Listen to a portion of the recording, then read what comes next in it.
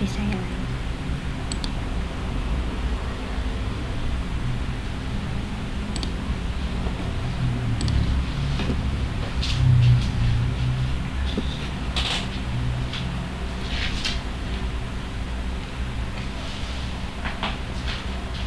Sudah belum ya?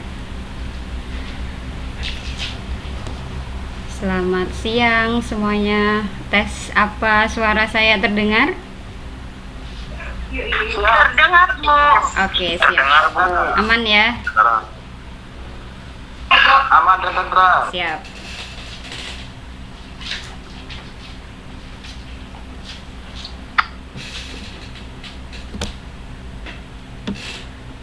Oke, sudah 14.13. Mungkin bisa kita mulai saja ya. Oke. Assalamualaikum warahmatullahi wabarakatuh. Selamat siang semuanya. Apa kabar? Semoga teman-teman dalam keadaan sehat semua hari ini, sehingga kita bisa mengikuti forum diskusi ini dengan nyaman, dengan tenang, dan semoga diskusinya ini nanti akan berjalan lancar ya.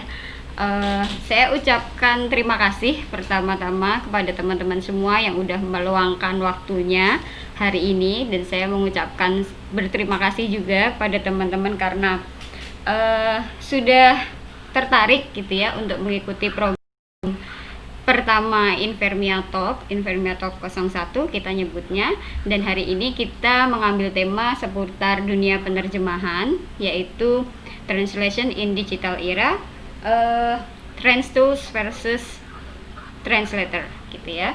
Dari judulnya mungkin teman-teman sudah bisa membayangkan gitu ya, nanti kira-kira diskusi ini akan berjalan sejauh apa atau akan seperti apa gitu.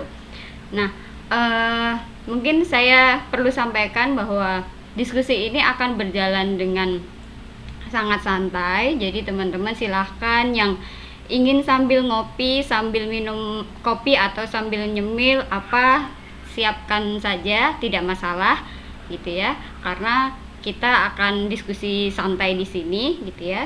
Dan di sini pada mulanya sebenarnya diskusi ini tuh kami membayangkan gitu ya, beberapa peminatnya itu akan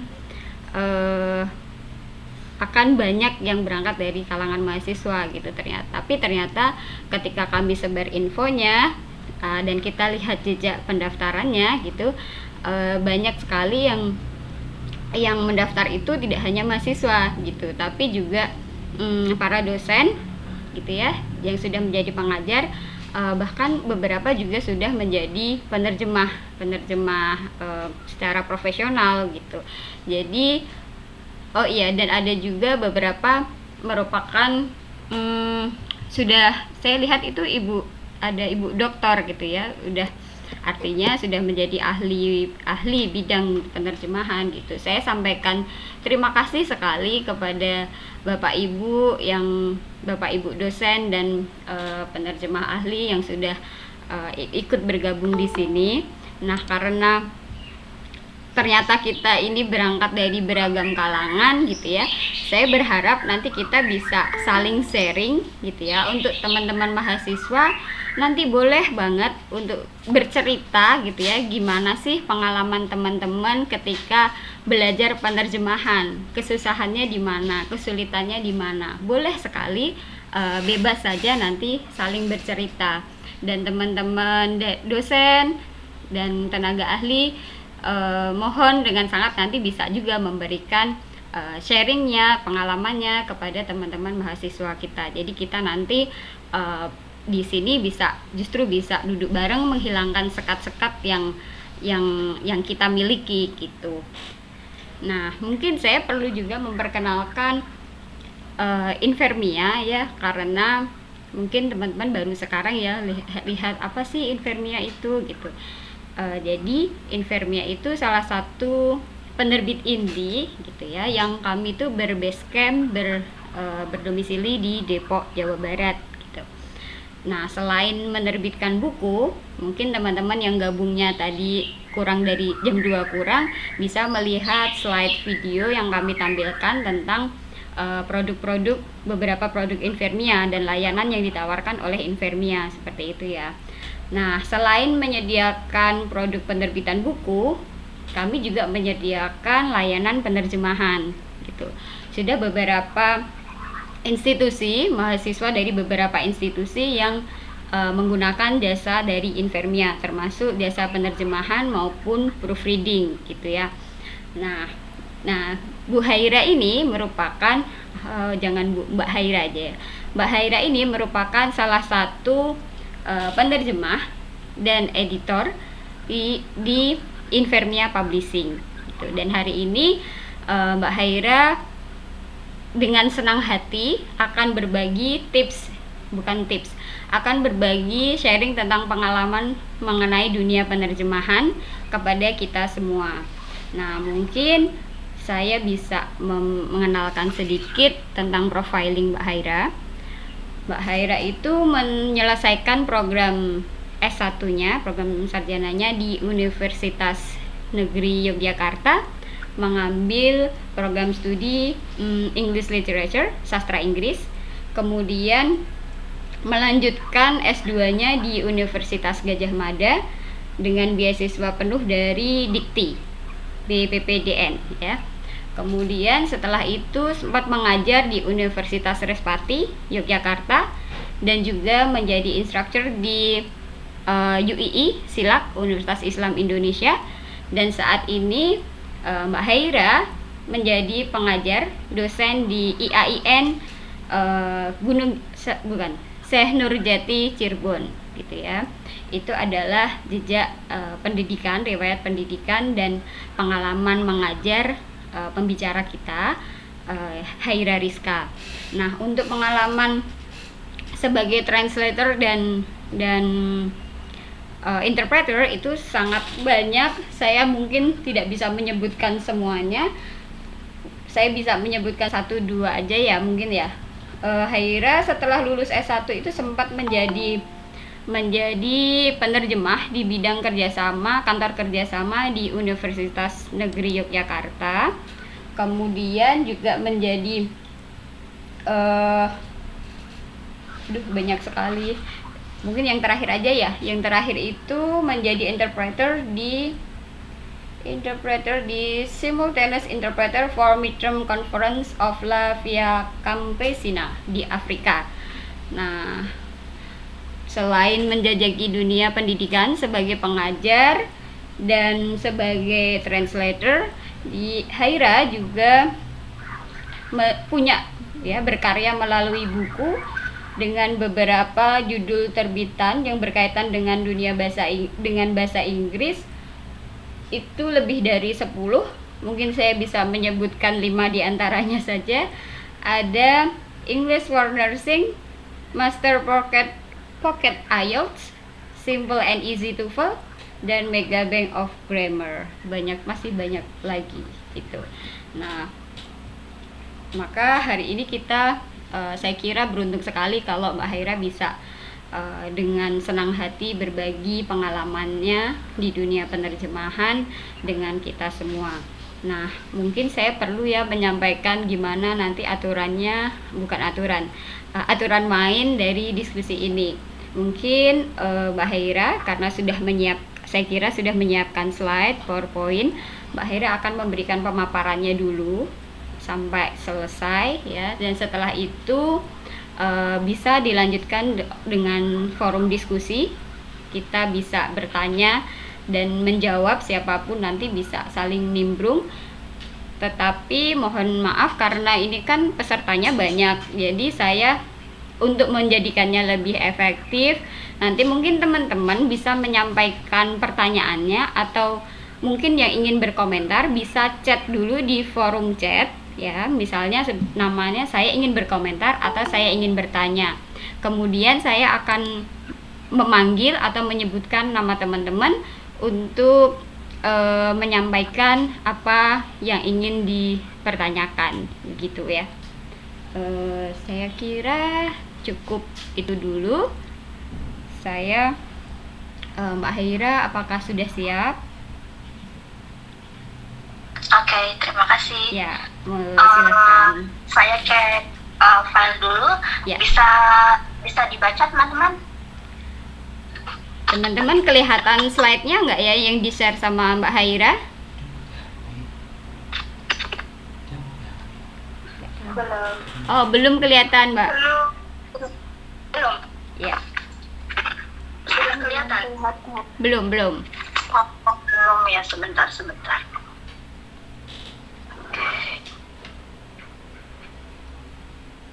Oke, sebentar. Present screen, start presenting. Kalau sekarang sudah oke? Sudah oke? Belum. Belum. Ini ya.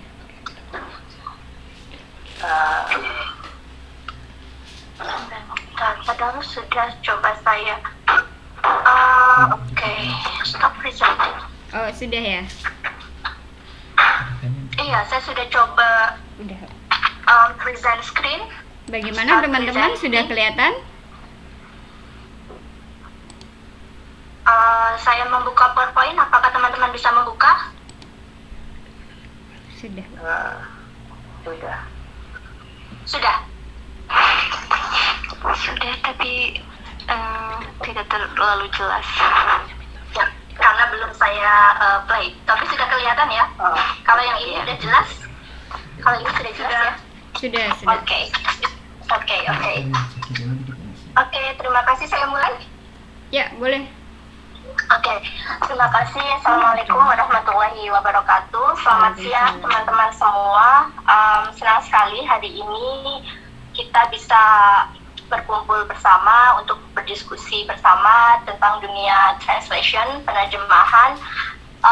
Seperti tadi yang sudah dibawakan oleh moderator bahwa kita di sini duduk bersama untuk berdiskusi, sharing satu sama lain, karena memang saya hanya akan bercerita saja dari pengalaman yang saya punya, dan mungkin dari cerita-cerita teman-teman nantinya pasti akan bisa melengkapi cerita saya pada sore hari ini.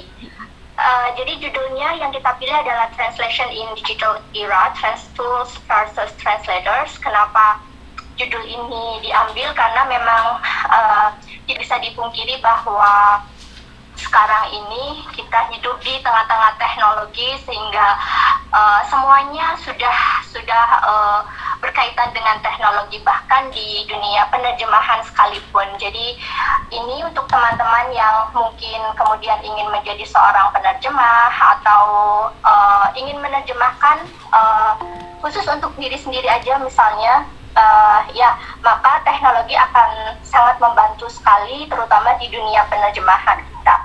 So what should be translation?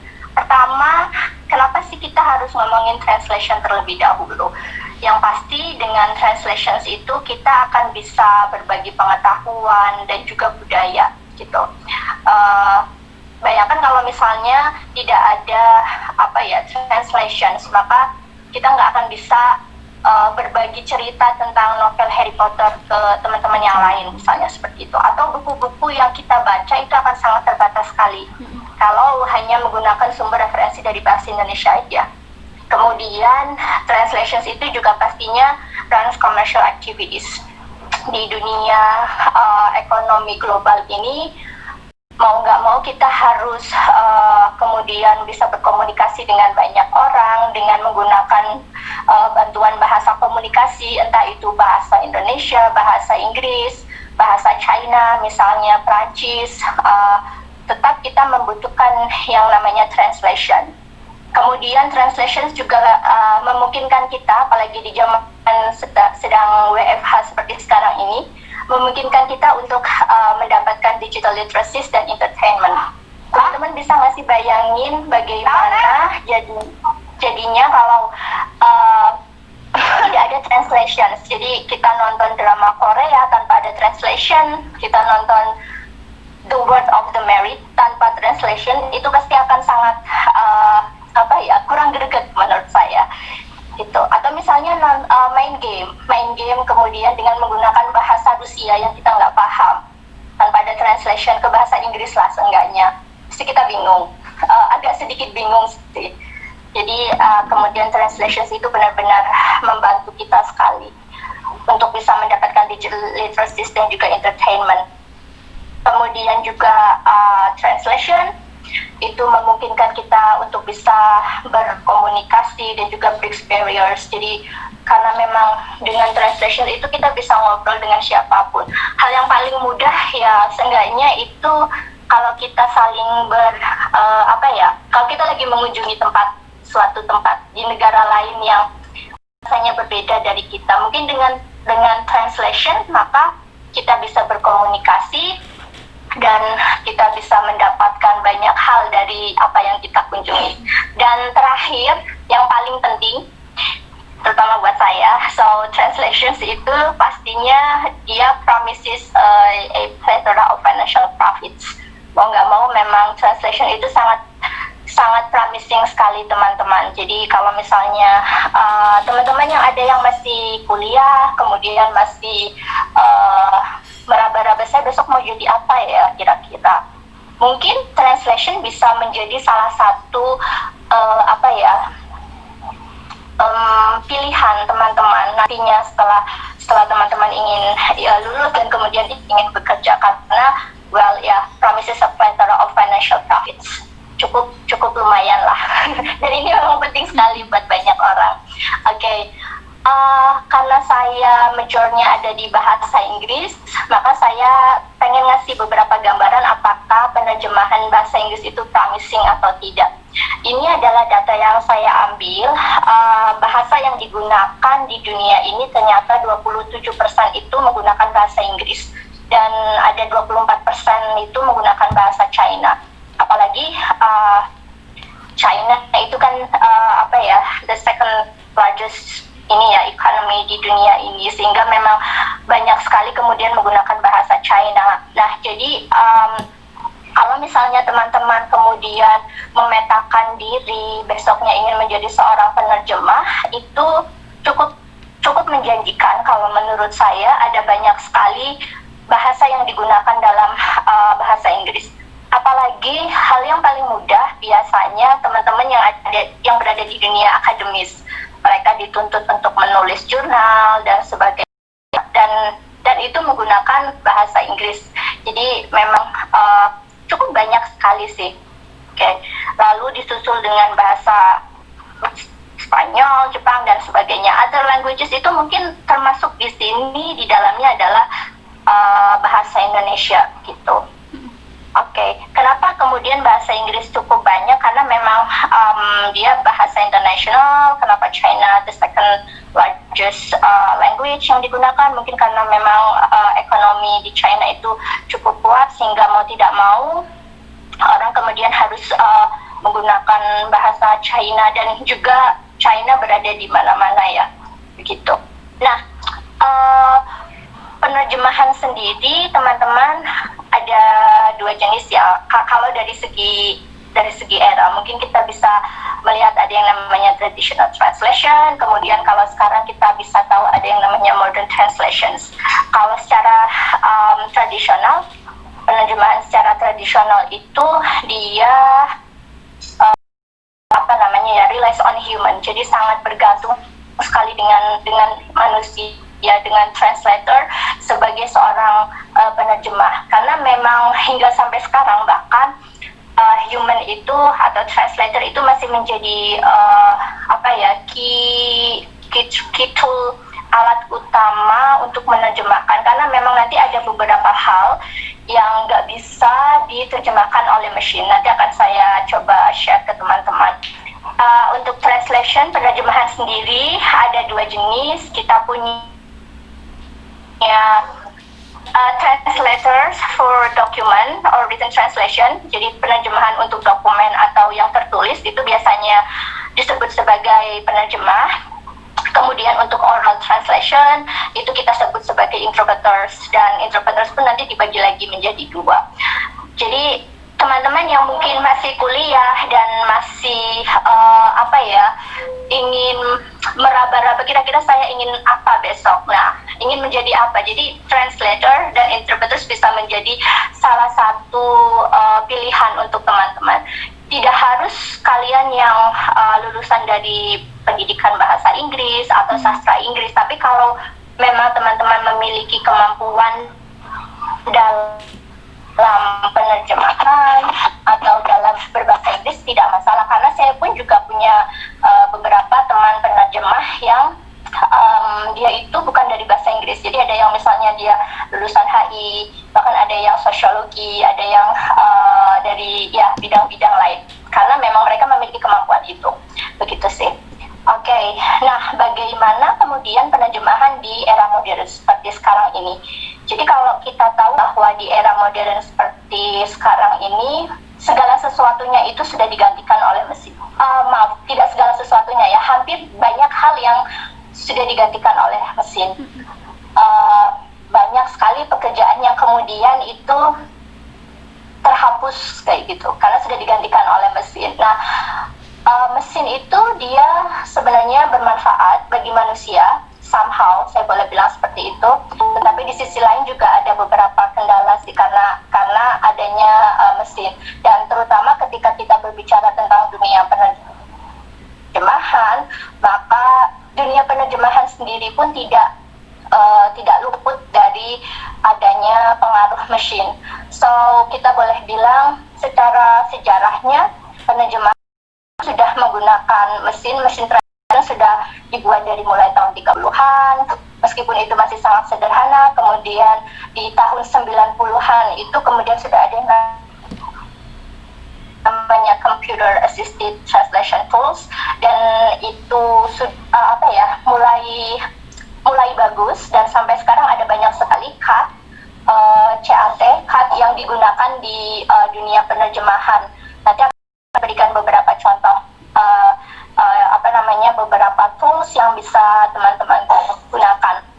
Kehadiran teknologi di dunia translation ini sebenarnya kalau boleh bilang dia tidak threatens ya, not totally threatens, tidak sepenuhnya menghambat atau tidak sepenuhnya mengancam industri penerjemahan, tetapi dengan adanya mesin translation ini, dengan adanya bantuan teknologi ini, kemudian membantu produktivitas kita sebagai seorang penerjemah. Itu untuk bagaimana kita melakukan penerjemahan.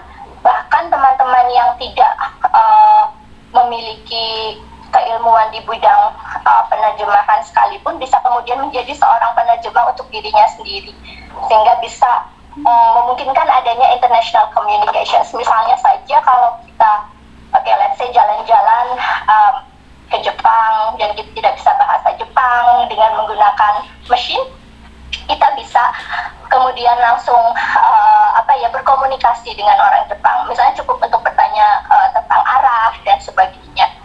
Jadi kemudian teknologi itu memberikan banyak sekali manfaat produktivitas, terutama di bidang translation.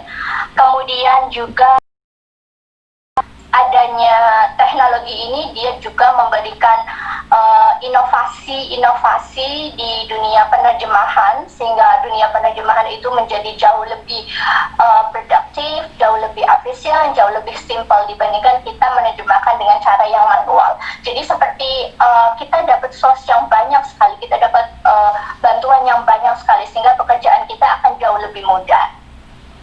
However, banyak beberapa orang yang mengatakan bahwa biar bagaimanapun kehadiran teknologi itu menjadi sebuah ancaman tersendiri untuk dunia dan juga profesi penerjemahan, karena mesin translator itu jauh lebih mudah dibanding kita harus nyewa translator, misal seperti itu.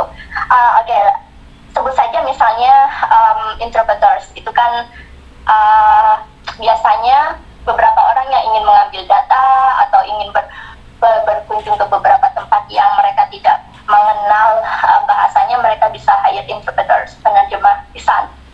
Tapi karena dengan adanya teknologi, orang mungkin beberapa orang akan memilih menggunakan teknologi lebih murah dibanding dia harus merogoh kocek untuk interpreter. Dan kemudian akhirnya ini menjadi sebuah ancaman tersendiri.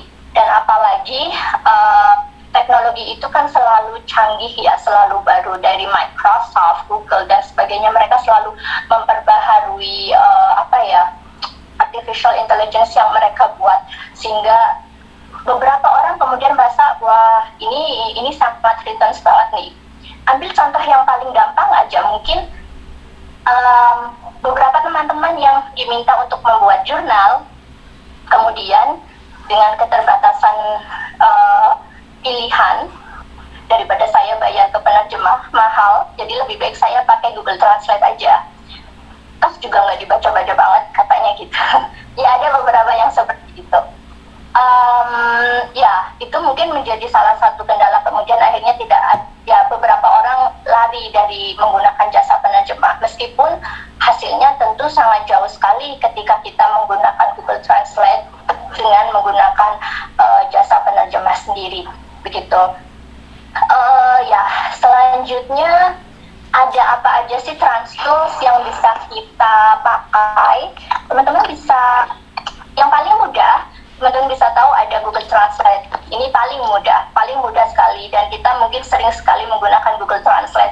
Kemudian ada juga Google Docs yang dihubungkan ke Google Translate. Ini biasanya dipakai oleh teman-teman yang lagi skripsian, terus nyari sumbernya kebanyakan pakai bahasa Inggris, jurnal-jurnalnya. Akhirnya biar lebih mudah diterjemahkan, dimasukkan ke Google Docs, ke Google Documents, kemudian diterjemahkan ke bahasa Indonesia. Ada beberapa yang memang bisa diterjemahkan, tapi banyak yang kemudian malah jadi mumet kita kalau baca, pusing gitu, karena memang agak aneh gitu ya. Gitu sih. Ada lagi dictionary. Yang nomor 1 itu computer assisted translation tool. Ini yang biasanya digunakan oleh penerjemah. Jadi computer assisted translation tool itu dia adalah beberapa alat untuk menerjemahkan. Dia tidak sepenuhnya bisa menerjemahkan teman-teman. Jadi software ini digunakan untuk, misalnya dia bisa untuk kita menerjemah dengan cepat. Let's say kalau kita nerjemahin itu kadang ada beberapa kalimat yang sama-sama. Nah, si CAT ini dia bisa menyimpan kata, jadi punya translation memory. Di translation memory-nya itu nanti jadi dia akan bisa langsung memunculkan kata tersebut atau frase tersebut, sehingga kita tidak perlu ngetik lagi buat nerjemahin. Let's say misalnya di paragraf pertama ada frase time efficiency, kemudian di frase selanjutnya ada juga, di paragraf selanjutnya ada time efficiency, maka dia secara langsung akan langsung menerjemahkan frase tersebut.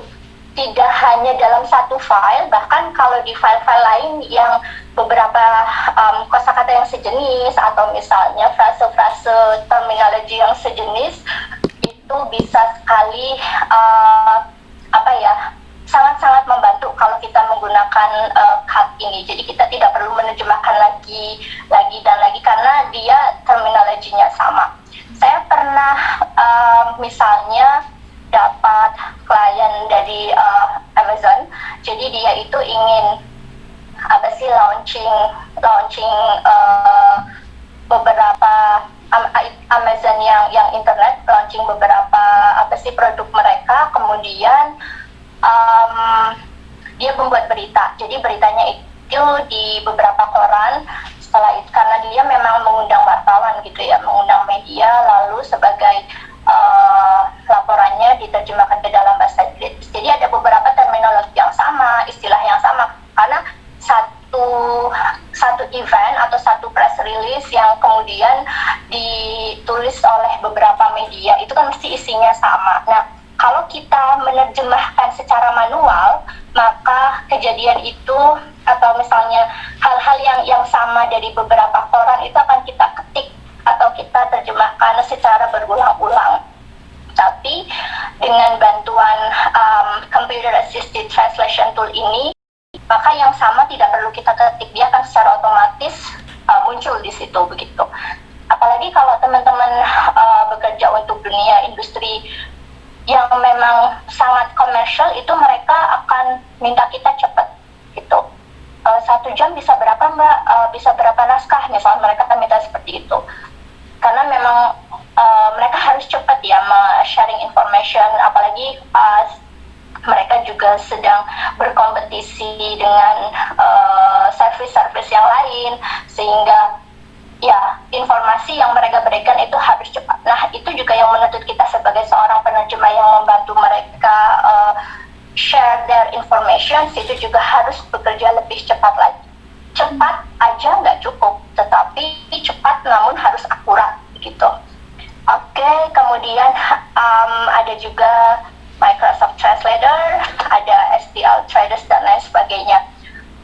Lalu bagaimana kalau misalnya ada dari beberapa teman-teman di sini yang pengen memulai menjadi seorang penerjemah, paling nggak untuk diri sendiri dulu gitu. Bisa misalnya teman-teman dengan mencoba tadi menggunakan beberapa tool yang ada di sini, meskipun ini belum lengkap sekali saya bilang etc, karena ada yang lain seperti misalnya ada Across, ada WordFast Pro dan lain sebagainya. Nanti teman-teman bisa coba menggunakan ini. Setelah kalian coba terjemahkan dengan menggunakan beberapa alat ini, lalu coba kalian seperti cek dengan menggunakan beberapa more assistance. Ada misalnya Websmock, ProWriting, Ginger, Grammarly yang sering banget kita dengar, Small Tools itu juga bisa digunakan. Aplikasi-aplikasi banyak mereka memberikan service gratis, tetapi jangan salah, kalau gratis ya servisnya ala kadarnya gitu ya. Jadi kita harus berbayar sih gitu. Apalagi misalnya kita ingin mendapatkan service yang jauh lebih baik, lebih bagus. Ambil contoh misalnya dengan menggunakan Grammarly. Grammarly itu dia paling mentok bisa, kalau gratis bisa membantu kita untuk ngecek grammarnya udah oke atau belum. Kemudian prepositions-nya. Tapi kalau untuk pemilihan kosakata ya harus berbayar gitu. Tapi pun kalau misalnya menggunakan Grammarly, kadang saya agak soalnya dari segi grammar tentang subject verb agreement-nya, kalau menurut saya no, ini adalah additional information yang main subject-nya itu yang sebelah depan itu, jadi bukan ini. Nah, padahal di situ menurut Grammarly itu salah, karena mungkin itu machine sehingga dia tidak bisa mendeteksi secara akurat head-nya mana, head untuk si subject itu mana, sehingga nggak cocok dengan verb yang sudah saya buat, misalnya seperti itu. So, ini adalah beberapa assistance yang bisa teman-teman coba gunakan untuk memulai menerjemahkan. Kalau teman-teman yang masih kuliah, cukuplah untuk bantu kita untuk penerjemahan diri kita sendiri dulu. Kalau memang sudah merasa yakin, nanti kita bisa kemudian memulai untuk bagaimana mempromosikan atau mengkomersilkan jasa kita. Ada beberapa benefits dari penggunaan TransTool.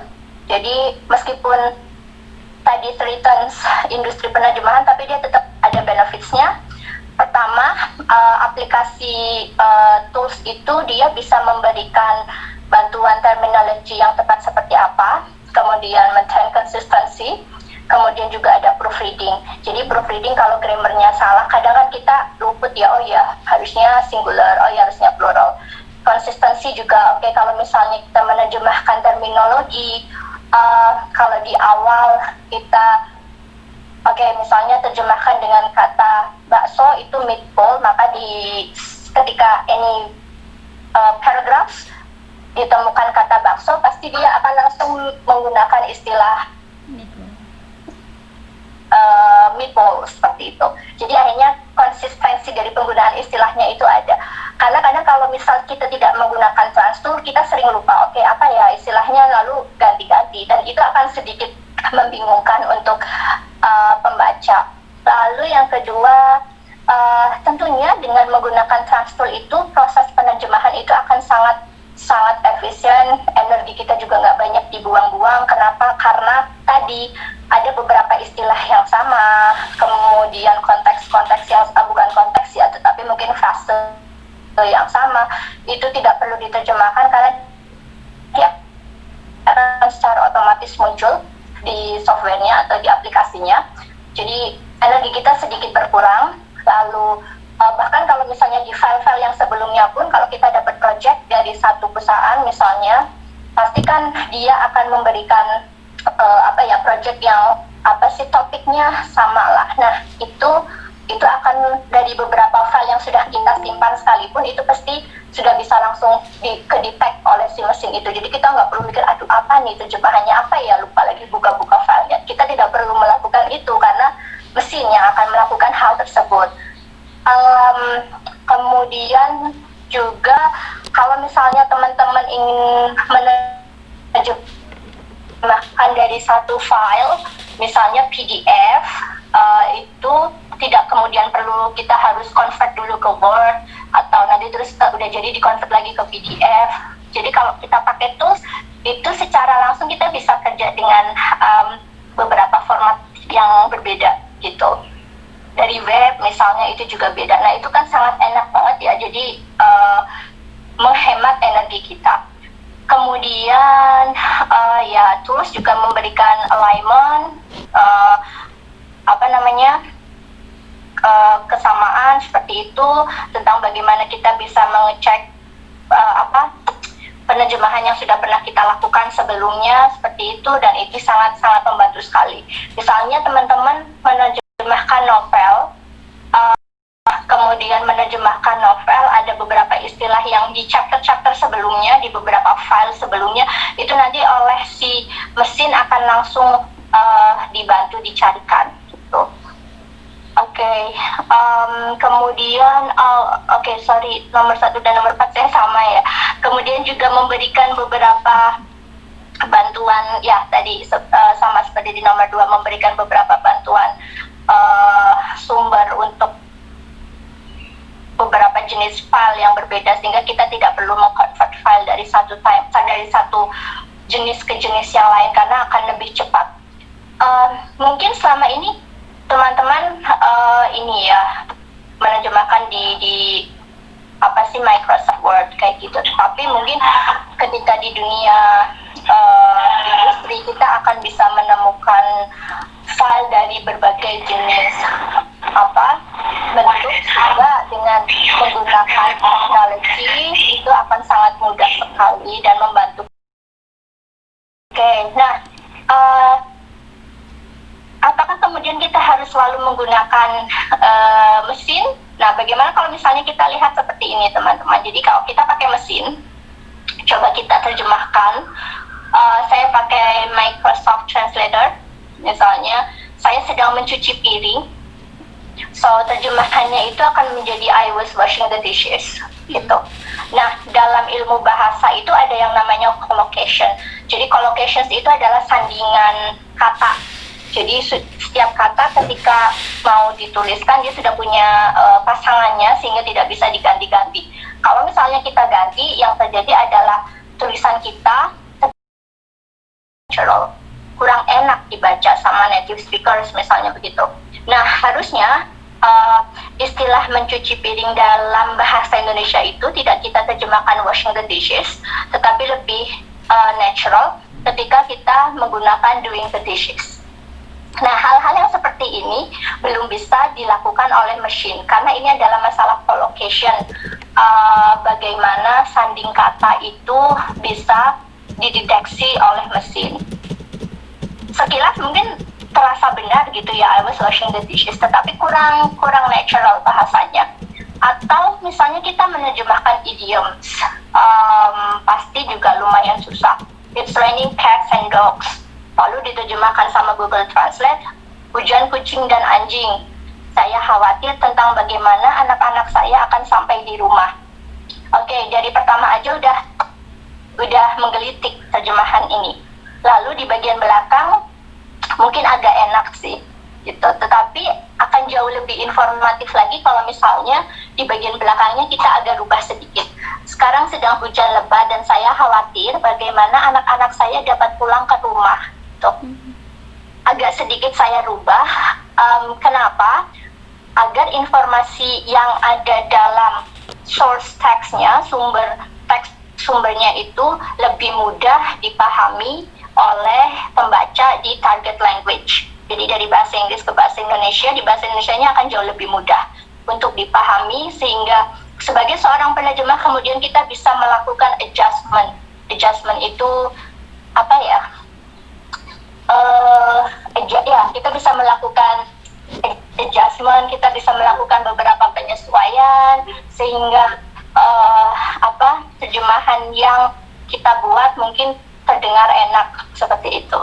Meskipun teman-teman antara satu penerjemah dengan penerjemah lain, mereka pasti punya hasil yang berbeda. Jadi kalau satu teks diterjemahin sama si A itu udah oke, ketika dikasihin ke B hasilnya A, kayaknya kurang enak kayak gitu. Karena memang ini masalah sense ya, seperti halnya kita memasak aja deh. Buat saya ini kemanisan, mungkin menurut orang lain, chef lain ini udah oke kayak gitu. However, boleh bilang bahwa perbedaan tersebut pasti punya satu poin yang sama begitu. Jadi bagaimana caranya agar di target language bahasanya itu mudah untuk dipahami dan dibaca. Lalu pertanyaannya, apakah TransTools mesin maksimal? So jawabannya adalah tidak. Are still. Ini bukan sedang saya mempromosikan saya sebagai penerjemah atau Invermeria Publishing, tapi memang iya. Jadi memang TransTools itu belum bisa sepenuhnya kemudian menerjemahkan dokumen. Jadi jangan rely on documents. Kenapa? Pertama, dia tidak bisa menerjemahkan istilah-istilah baru secara benar. Coba aja misalnya teman-teman ngetik ya di Google Translate misalnya. Coba deh ketik apa sih bahasa Inggrisnya. Oke, let's say anjay misal kayak gitu. Nggak ada. Atau misalnya bahasa yang lain wah gelaseh. Nah, oke, itu kemudian nggak bisa secara serta-merta diterjemahkan dengan menggunakan mesin, tetapi penerjemah lah yang kemudian bisa tahu, oke, konteksnya itu kalau bilang ini dia sedang mengumpat, mungkin kita bisa bilang menggunakan istilah yang lain. Oke, kalau ini dia sedang memuji, berarti kita bisa menggunakan istilah lain. Nah, itulah kenapa kemudian mesin masih belum bisa menerjemahkan beberapa istilah baru. Apalagi kalau mesin itu kan dia artificial intelligence yang diprogram. Jadi kalau misalnya si programmer dari memasukkan istilah-istilah baru, maka kita nggak bisa nyari istilah tersebut begitu. Oke, karena memang dia absen dari sistem datanya tersebut. Yang kedua, translation itu berhubungan dengan feeling. Ada beberapa linguistic appropriateness yang nggak bisa muncul yang tidak bisa dihadirkan oleh mesin gitu. Misalnya tadi ketika saya menerjemahkan yang it's raining cats and dogs, I'm worried about how my kids will reach home. Jadi baru supaya agak enak didengar. Nah, mesin belum punya feeling seperti itu. Dia hanya akan menerjemahkan apa yang kita input begitu. Jadi feeling agar kayaknya lebih mudah dipahami seperti ini deh dalam bahasa Indonesia. Nah, itu adalah feeling yang linguistic appropriateness yang bisa diberikan oleh translator. Kemudian tools itu juga tidak bisa memberikan language-specific linguistic techniques gitu. Misalnya bagaimana menerjemahkan boleh dibilang pragmatics, dalam bahasa itu pasti ada pragmatics oleh mesin. Kemudian juga mesin itu tidak bisa yang sebelumnya tadi juga mesin tidak bisa menjelaskan tentang misalnya beberapa hal tentang konteks. Jadi kalau teman-teman menerjemahkan novel, kemudian ada percakapan seperti itu, maka translator lah yang akan tahu konteksnya seperti apa, sehingga ketika diterjemahkan ke bahasa Indonesia atau ke dari target language ke source language-nya tetap mendapatkan ide yang sama, begitu. Kemudian machine itu tidak bisa memberikan provide social cultural information, dan ini berkaitan dengan collocation study. Collocation, idioms itu pasti sangat berbeda sekali dari satu bahasa ke bahasa yang lain, sehingga perlu ada sentuhan translators untuk bisa membantu kita kemudian menjelaskan social cultural information. Misalnya saja umpatan. Kalau dalam bahasa Indonesia mungkin kita sering mengupad dengan nama-nama hewan, lalu diterjemahkan ke bahasa Inggris, apakah mereka mengumpat dengan nama-nama hewan? So, enggak. Nah, lalu bagaimana? Kita mungkin di sini mengumpat dengan nama-nama binatang-binatang. Nah, bagaimana kita menerjemahkan ke bahasa Inggris? Kita gunakan istilah mereka. Mereka tidak menerjemahkan dengan istilah hewan. Begitu. Jadi tidak bisa social culture itu dihilangkan sama sekali. Atau misalnya tanda-tanda kematian. Kalau di Indonesia mungkin warna bendera kuning. Nah, mungkin ketika kita terjemahkan ke bahasa Inggris, bisa kita ganti dengan tidak menggunakan bendera apa yang umum di sana. Seperti itu. Lalu social cultural information, kalau di bahasa Indonesia kita lebih sering menggunakan kalimat pasif, atau kalau lagi nulis paper nih panjang banget kalimatnya, berbeda dengan bahasa Inggris yang cukup menggunakan kalimat aktif, kemudian simple. Lalu kita sebagai seorang penerjemah harus melakukan adjustment, penyesuaian tersebut agar kalimatnya itu menjadi natural. Jadi jangan kemudian menerjemahkan apa yang ada di teks, bentuknya seperti itu dari si source language-nya kita terjemahkan ke bahasa Inggris dengan apa adanya di target language, karena nanti akan sedikit membingungkan. Kemudian pastinya machines itu dia sering memberikan misuse of quality assessment, karena tadi dia tidak bisa memberikan feeling of dignity. Akhirnya yang terjadi adalah misunderstanding dan miscommunications. So, apakah machine bisa menggantikan human translators? So, jawabannya tidak bisa, karena ada beberapa hal yang tidak bisa dilakukan oleh mesin, seperti beberapa yang sudah saya sebutkan. Misalnya mesin tidak bisa memahami budaya, apalagi berhubungan dengan lexical items, idioms, dan sebagainya. Kemudian machines itu tidak bisa berhubungan dengan konteks, tidak bisa membaca konteks dalam istilah tersebut seperti apa. Misalnya gini teman-teman, kalau lagi menerjemahkan novel, kalau si A bilang, yuk beli, yuk nonton, kayak gitu. Terus si B akan bilang dengan jawabannya mungkin PR aja belum selesai. Nah, mungkin dia bisa kemudian sebenarnya dia tidak bilang sedang menginformasikan PR-nya belum selesai, tetapi dari conversations itu menjelaskan bahwa sorry, I can't, maaf saya nggak bisa. Itu. Nah, si translator bisa melakukan adjustment supaya mudah dipahami, gitu. Dan mesin belum bisa melakukan hal tersebut karena belum bisa membaca konteks, bukan localized linguistic elements dalam bahasa Indonesia. Dalam setiap bahasa pasti punya localized ini sendiri ya. Misalnya di bahasa Jawa kita sering menggunakan istilah-istilah lalu are-are misalnya gitu. Nah, bagaimana kita menerjemahkan itu? Nah, berarti kita harus kemudian menerjemahkan ke bahasa Inggrisnya sesuai dari konteks yang ada gitu. Kemudian machine tidak bisa menggantikan style and tone of different written documents in genre. Jadi setiap tulisan itu punya tones-nya sendiri, bahasanya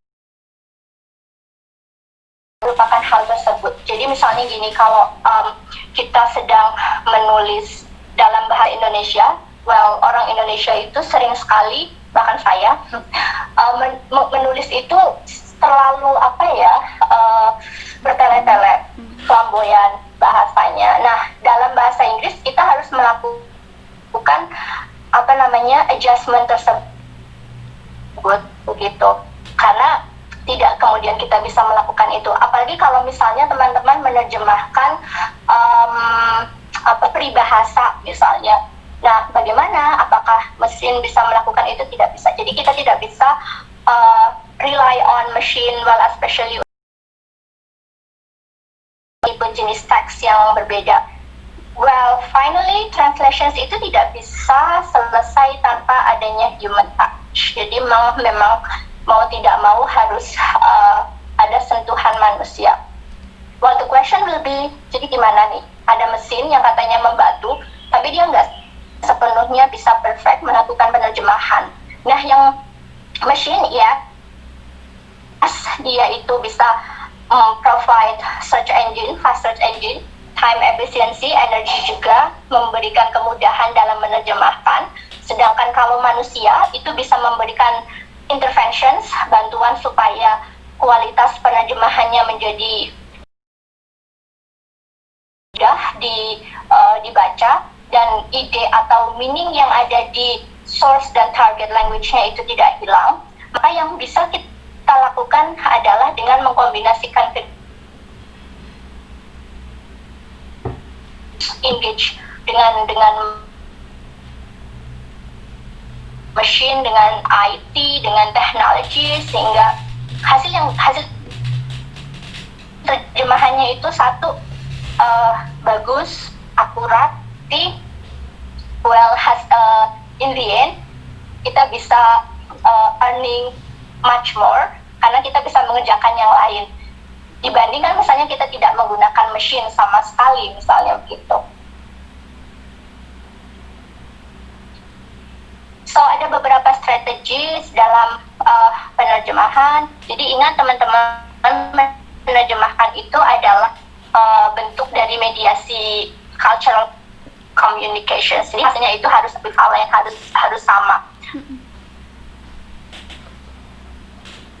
antara source language dan detection sebagai personal beberapa adjustment, penyesuaian agar bahasanya mudah dipahami.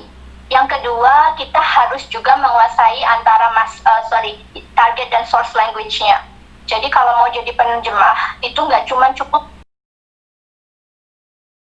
ya, tapi bahasa Indonesianya itu juga harus bagus, karena bisa jadi kita akan mendapatkan klien yang meminta kita untuk menerjemahkan ke teman-teman yang bukan dari jurusan bahasa Indonesia. Karena meskipun kita orang Indonesia, kita sering kewalahan kalau menulis dalam bahasa Indonesia. Mungkin saya aja sih. Jadi misalnya ini harus dilesatkan, ini bahasa bakunya ini. Speaker, pelantang, PowerPoint, salin dia, misalnya seperti itu. Kita sering tidak tahu hal-hal yang seperti itu. Nah, jadi menjadi seorang penerjemah itu tidak hanya menguasai satu bahasa aja, tapi dua bahasa. Jadi antara si target sama source language-nya dia harus oke.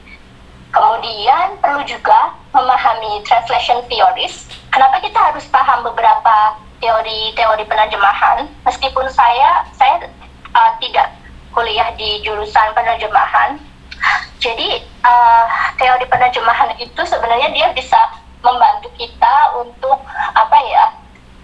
menerjemahkan, terutama ketika literal translations itu doesn't work. Jadi kalau diterjemahkan secara kata per kata kok nggak enak, nggak nyambung. Nah, itu kita bisa kemudian menggunakan beberapa teori translation.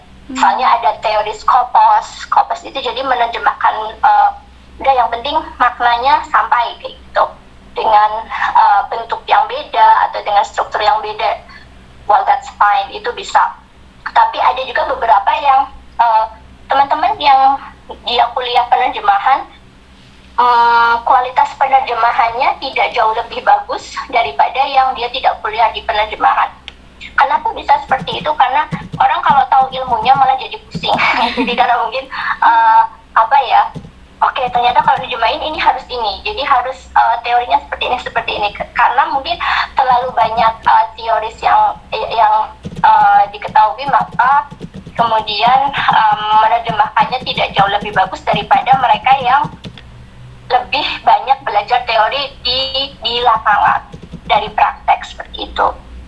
Meskipun saya tidak bilang bahwa kita tidak perlu mempelajari translation theories, pasti penting sekali karena ada banyak kasus di mana kita tidak akan bisa menerjemahkan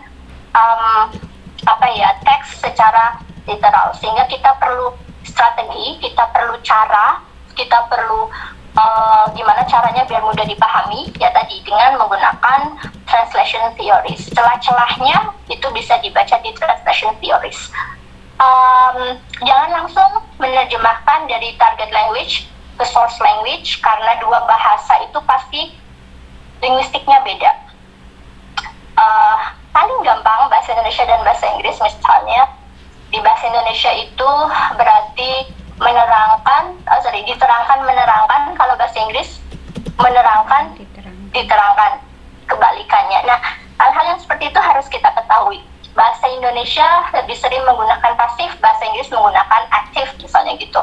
Terus kalau di bahasa Indonesia nggak ada tenses. Nah, kalau kita lagi ngomong menerjemahkan di bahasa Inggris, terus kita juga harus tahu tenses yang tepat apa nih, supaya makna yang disampaikan itu tersampaikan. Karena beda tenses itu beda makna. Kalau saya bilang I spoke sama I'm speaking, itu pasti beda maknanya. Gitu. Jadi kita harus si source language-nya bahasanya seperti ini, target language-nya harus seperti apa, harus kita sesuaikan. Yang penting juga kita harus engage dengan teknologi biar teman-teman bisa kerja cepat, tidak banyak energi yang dibuang, well finally bisa earning much money karena kerjaannya itu bisa cepat dikerjakan. Gitu. Engaging dengan teknologi itu ada banyak hal sih, dengan penggunaan internet, dengan penggunaan misalnya kayak Microsoft Word dan sebagainya, itu sangat penting sekali. Atau apalagi misalnya menggunakan CAT tadi, teman-teman bisa nerjemahin jauh lebih cepat gitu. Karena kadang memang ada klien yang akan minta cepat, kalau kita nggak bisa ngasih cepat, dia akan lari, dia akan mencari provider lain. Lalu kita juga harus menggunakan specific jargon untuk menerjemahkan. Biasanya istilah dalam satu ilmu akan berbeda dengan istilah dalam ilmu yang lain, dan kita harus tahu itu. IT literate juga, jangan sampai bingung bagaimana menggunakan beberapa perangkat komputer, karena sekarang ini kan segala sesuatunya sudah computer based gitu. Dan yang terakhir adalah exercise a lot. Exercise a lot itu sebenarnya membantu kita untuk melatih kecepatan kita dalam menerjemahkan. Semakin kita sering nerjemahin, maka speed kita dalam menerjemahkan itu semakin cepat gitu. Karena memang sudah terbiasa. Lalu gimana caranya kalau memang teman-teman ingin memulai working as a translator? So, pertama mungkin yang bisa kalian lakukan adalah decide your market targets-nya dulu. Kira-kira siapa? Saya pengen yang seperti apa? Kenapa sih kok harus seperti itu? Karena mungkin nanti ada di spesialisasi kita gitu. Lalu promote your service dengan menggunakan cara apapun, bisa dari social media misalnya. Gak apa-apa, teman-teman bisa mulai terima jasa penerjemahan. Langsung aja kalian melakukan personal branding, tarifnya berapa, biar orang itu tahu gitu. Bahkan misalnya teman-teman masih kuliah sekalipun, kalian bisa melakukan hal tersebut karena sangat memungkinkan sekali. Jadi menerjemahkan, sambil menerjemahkan begitu, bikin aja personal branding, dengan harga segini, misalnya seperti itu. Dengan begitu sebenarnya itu menunjukkan bahwa kita profesional. Jangan berapa tarifnya, ya udahlah seikhlasnya aja. Oh my god. Ya, itu udah beda lagi sih. Oke. Kemudian kalian juga bisa join translator atau association, bisa online, bisa offline, misalnya ke Infermia, bisa, mungkin bisa ya. Oke, tapi nanti jadi job saya keambil. Oke, so ya kalian bisa join translator agency. Ada banyak sekali translator agencies yang bisa kalian ikutin. Jadi untuk coba-coba menerjemahkan terlebih dahulu. Dan penting sekali teman-teman memberikan first impressions-nya itu yang oke. Karena kalau misalnya di awal pekerjaan kita itu nggak rapi, nggak bagus, nggak sesuai dengan clients, maka mereka nggak akan datang lagi ke kita. Jadi memang untuk pertama kali itu harus benar-benar yang bagus gitu. Ya meskipun kalau sudah jadi langganan, tetap kita harus terbaik. Gitu. Lalu ya personal branding, tidak masalah sih teman-teman langsung memberikan tarif berapa. Saya bikin misalnya, oke, saya punya tarif segini dibuat aja, lalu didesain sendiri. Oh ya, mau minta tolong dong terjemahin, boleh. Profesional itu nggak harus dalam artian sudah bersertifikat atau gimana, tapi kita kerja profesional ya, misalnya seperti itu. Ini tarif saya, silakan kayak gitu. Jadi misalnya teman-teman mematok tarif berapapun, itu artinya apa ya, responsibilities yang segitu. Misalnya harga tinggi, kualitas dan responsibility yang kalian berikan kepada klien itu juga cukup tinggi. So kalau teman-teman juga benar-benar ingin menekuni atau misalnya pengen fokus ke dunia translations, kalian bisa get specialist training, kemudian certified, itu juga sangat mungkin sekali gitu. So oke, sepertinya cukup seperti itu aja. Saya pengen, halo Mbak Isla. Ya, oke. Sebelum saya akhiri, mungkin saya pengen kasih sedikit apa ya, Kuis. soal gitu, bukan Oke. soal, kuis gitu ya, kuis. Oh ya teman-teman, kuisnya ini nanti ada door prize-nya nggak Mbak? Ada. Kita menyediakan Ada, oke. dua door prize ya. Ada 2. Oke, Silakan oke, teman-teman untuk oke. teknik menjawabnya kalian bisa memerhatikan terlebih dahulu nanti soal yang diberikan oleh Mbak Haira. Kemudian sepertinya ini model penerjemahan yang tepat menurut kita itu seperti apa?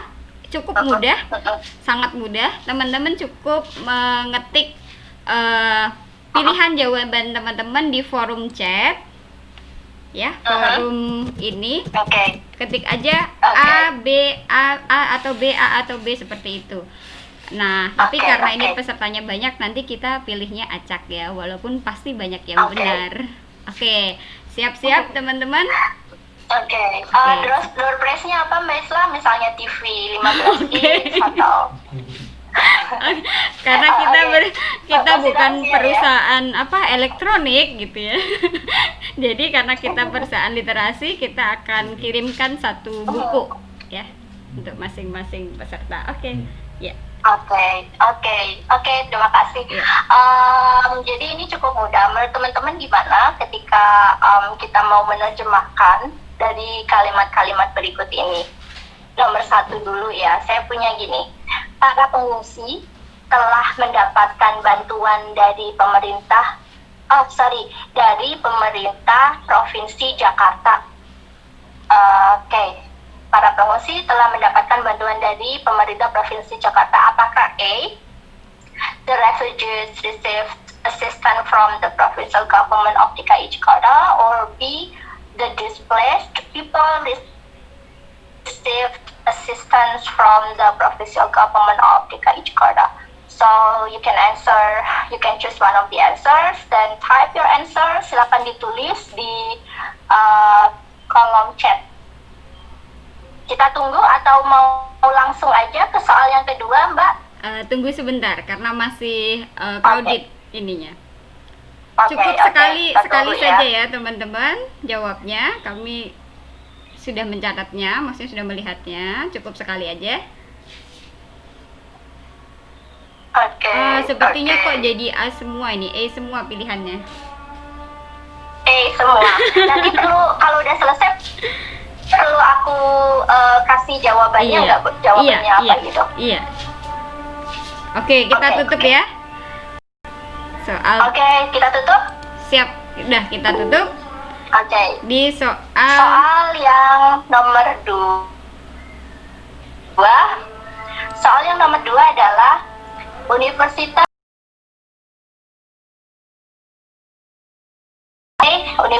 Gadjah Mada is located in Yogyakarta, or B, Gadjah Mada University is located in Yogyakarta.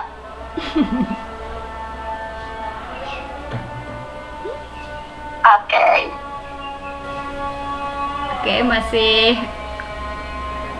masih banyak yang menjawab. Oke, ini kalau ini berimbang, ada yang A, ada yang B. Oke.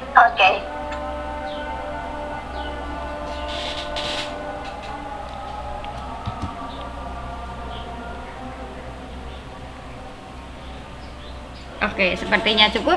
Kita tutup ya. Cukup? Ya. Oke, kita tutup. Saya kasih bocorannya ya. Silahkan. Jadi untuk soal yang pertama itu jawabannya adalah B, the displaced people. Itu mungkin agak kita sering nggak dengar sih. Kita seringnya mendengar pengungsi itu refugees. Ternyata kalau di dunia mitigations ada beberapa jenis-jenis pengungsi, ada refugees, ada displaced people.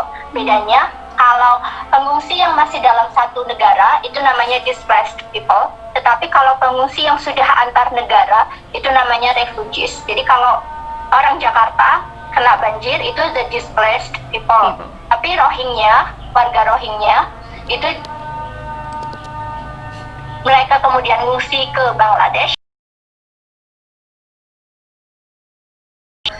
Harus kita pelajari sih teman-teman. Jadi biar nanti kemudian terjemahan kita itu enak.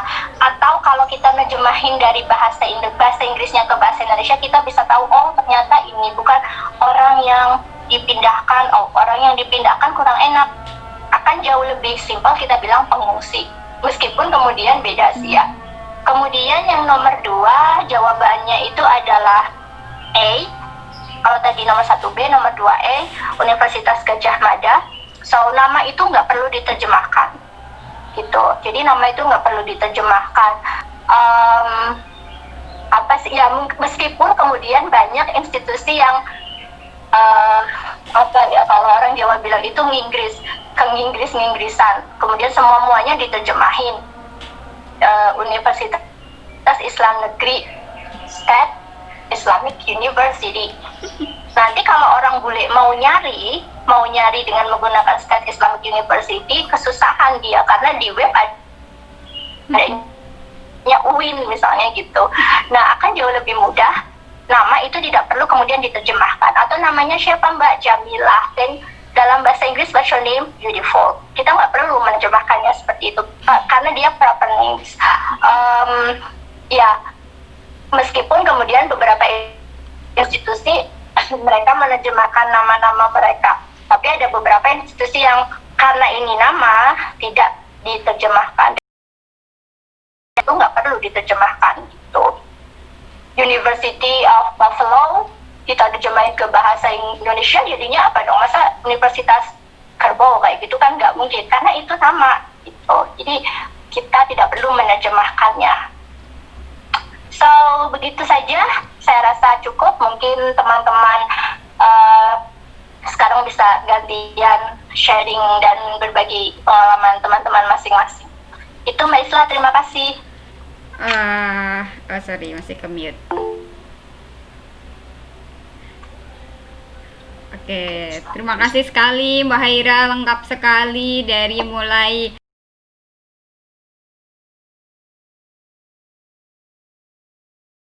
beberapa tools yang bisa kita gunakan sebagai alat pembantu kita ketika menerjemahkan, sampai ke tips dan strategi ketika kita ingin menjadi penerjemah.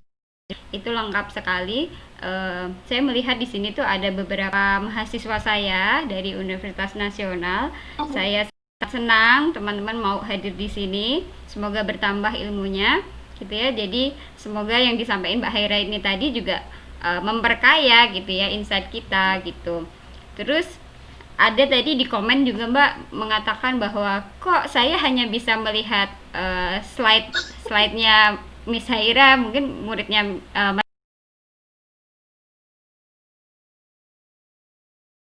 ini ya, jadi udah kelihatan karena tadi nggak bisa ditampilkan kalau sedang menampilkan slide-nya gitu.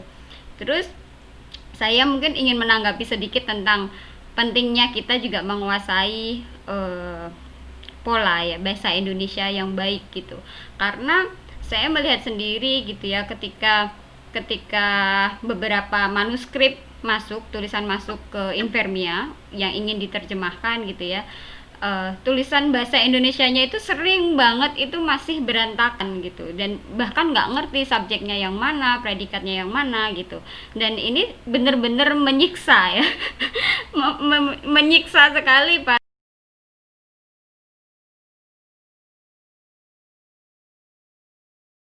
Mau nggak mau akhirnya harus ada proses pengembalian gitu ya kepada para penulisnya gitu, karena kita nggak bisa sebagai penerjemah itu asal aja kita terjemahin sebagaimana kayak nangkepnya kita apa gitu, ternyata nggak bisa, apalagi ini berkaitan dengan teks-teks ilmiah seperti itu ya, yang kebenarannya itu berdasarkan fakta dan data gitu, jadi kami nggak bisa tiba-tiba nerjemahin senangkapnya kita, akhirnya kita harus kembaliin dan komunikasikan lagi ini apa sih seperti itu. Jadi teman-teman misalnya lagi nerjemahin terus ngerasa ini tuh bukan saya yang nggak tahu, tapi memang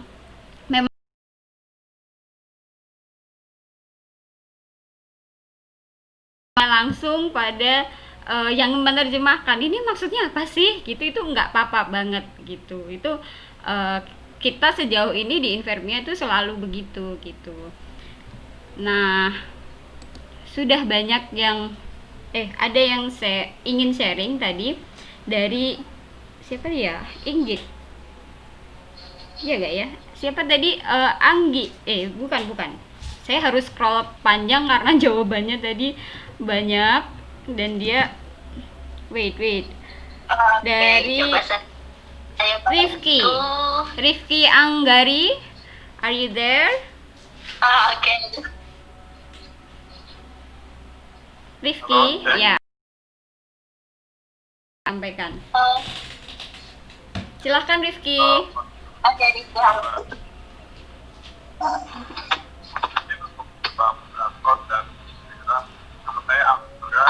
Rifki suaranya kurang jelas. Halo, cek. Sudah kedengeran belum? Sudah Rifki? Ya. Nama saya Angga dari IAIN Teknik di Cirebon. Kebetulan saya mahasiswanya Miss Haira dulu. Waktu masih semester 3 kalau nggak salah. Begini, Miss, saya mau bertanya. Alhamdulillah udah baru sekitar 2 bulan komunitas menerima tulis, dan udah beberapa kali dapat klien gitu untuk membantu menerjemahkan. Tadi kan Miss menjelaskan katanya kalau kita mau jadi penerjemah itu memilih target market dan spesialisasi misalnya. Ya, nah itu karena saya sepertinya agak tertarik gitu untuk menjadi penerjemah yang serius di bidang ini. Jadi mana tuh Miss kiat-kiatnya buat apa aja sih target market yang banyak gitu, cara kita untuk mengekspos diri kita di sana gitu, kita tuh terlihat oleh para klien dan akhirnya mereka tertarik untuk meminta jasa kita gitu. Terima kasih untuk jawabannya. Oke. Ya, terima kasih Angga. Hmm, langsung dijawab, Mbak Islah? Iya, boleh langsung dijawab aja. Ya, misalnya Angga sudah mulai menerjemahkan dari sekarang, well then I will say congratulations. Bagaimana caranya kemudian kamu menetapkan target, menetapkan target market itu untuk mengukur kemampuan kita ketika menerjemahkan sih. Jadi oke, dengan kemampuan saya yang seperti sekarang ini, saya akan lebih mudah menerjemahkan teks-teks akademis. Teks-teks, kenapa teks akademis? Karena kalau teks akademis itu saya familiar dengan itu. Jadi kalau misalnya ada klien yang dia datang dengan teks-teks hukum, saya mungkin akan menolak, misalnya seperti itu. Kenapa ditolak? Karena saya belum mampu. Karena kalau misalnya saya belum mampu dan saya maksa, saya nerjemahin, hasilnya nggak maksimal.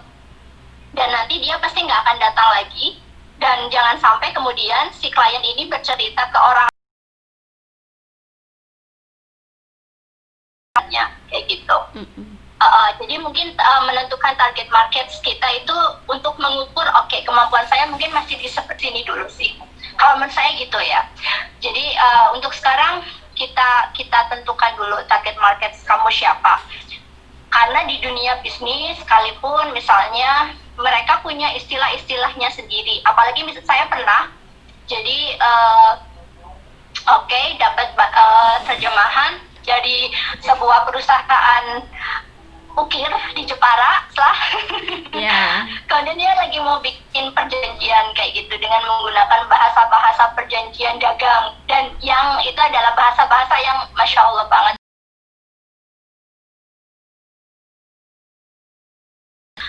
Oke, kalau saya merasa bahwa dunia bisnis saya sudah oke, berarti kita terima. Karena bahasanya beda loh. Dia nggak bisa menggunakan istilah, kemudian kosakata yang daily words yang kita pakai, misalnya gitu. Jadi harus kita tentuin marketnya itu seperti itu, gitu. Lalu gimana caranya biar misalnya kita dilihat sama orang lain? Tadi Angga bisa kemudian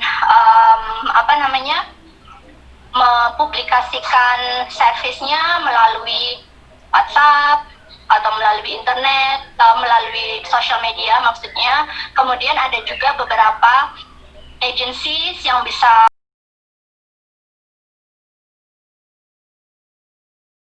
offline, nggak ada salahnya jadi freelance translator terlebih dahulu. Karena biasanya nanti kalau misalnya sekali pekerjaan kita oke dan mereka suka, mereka akan beberapa kali datang ke kita gitu. Kalau saya sih klien-klien yang dari dunia bisnis biasanya datang misalnya setelah saya interpreting dulu kayak gitu. Jadi misalnya di Amazon, saya kenal dengan orang Amazon yang di Indonesia itu pada saat itu interpreting acara dia Amazon Camp Boots di ITB. Nah dari situ terus si bapaknya bilang, bisa nggak Mbak kalau nerjemahin? Oh ya bisa Pak, kayak gitu. Nah dari situ akhirnya jadi relationsnya tuh dari situ, bisa dari situ. Atau bahkan kalau biasanya dari mulut ke mulut sih terlebih dahulu. Kalau memang pertama Angga bisa bikin pamflet, bisa membantu menerjemahkan jurnal atau abstrak. Nah nanti dari satu teman dia pasti akan ngobrol-ngobrol nih, teman-teman dari let's say dari jurusan IPS, waduh saya harus nerjemahin jurnal, oh sama Angga aja. Nah dari mulut ke mulut itu bisa. Kalau memang hasilnya bagus, klien pasti akan datang gitu. Lalu setelah itu karena kamu merasa bahwa oke, saya mantap, saya yakin, saya pengen menjadi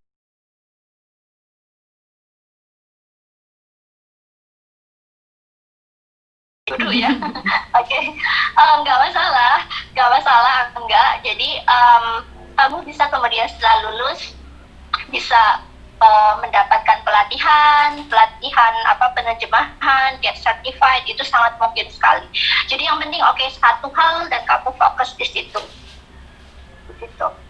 Apply secara online itu sangat helpful banget. Di online itu ada banyak sekali Ada banyak sekali freelance online translator, atau mungkin sebelum menjadi translator bisa juga sih menjadi content writer misalnya, seperti itu. Gitu. Saya rasa seperti itu, Angga. Ada yang belum saya jawab? Ya, gimana? Ya, seperti itu. Ya, sudah cukup jelas. Jelas Terima ya. kasih Iya. jawaban. Ya. Semangat. Ya, terima kasih.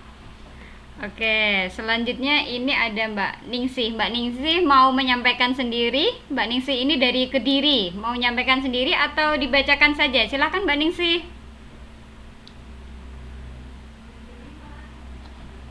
Oke, dibacakan aja ya. Pertanyaan Mbak Ningsih seperti ini. Bagaimana cara menerjemahkan yang baik dari bahasa Indonesia ke bahasa Inggris, misal dalam penelitian, jadi teks ilmiah gitu.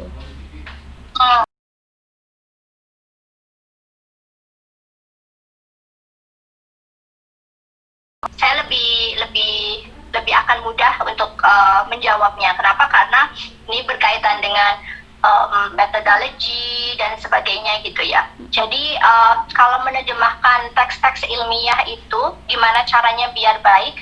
Satu, pertama, misalnya kalau kita sebagai writer, saya pengen nerjemahin langsung buat saya sendiri. Pertama yang bisa kalian teman-teman lakukan adalah buka dulu jurnalnya, lalu dilihat gaya bahasa yang mereka gunakan seperti apa. Karena bahasa ilmiah itu akan berbeda sekali dengan bahasa conversation. Misalnya aja,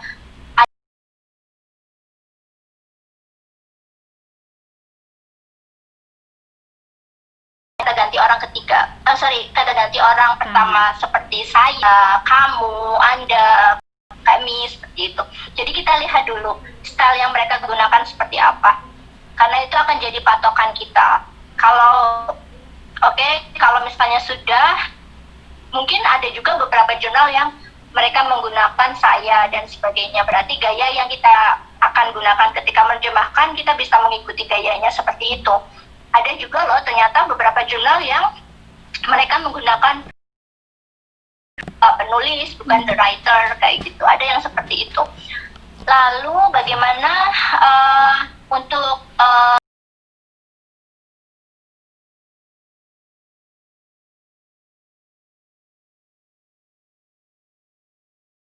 di dunia penerjemahan itu ada introductions, kita pakai present tense karena dia membicarakan tentang misalnya fact dan sebagainya, fakta. Kemudian kalau di methods kita menggunakan past tense karena kita membicarakan tentang langkah-langkah yang sudah kita lakukan di masa lampau, misalnya seperti itu. Jadi tenses itu perlu menjadi considerations penting sekali. Kenapa? Karena kalau dalam bahasa Inggris kita berbicara sesuatu dengan konteks yang berbeda, dengan makna yang berbeda, itu akan digambarkan dengan tenses yang berbeda. Jadi kalau teman-teman yang sampai sekarang masih bingung dengan 16,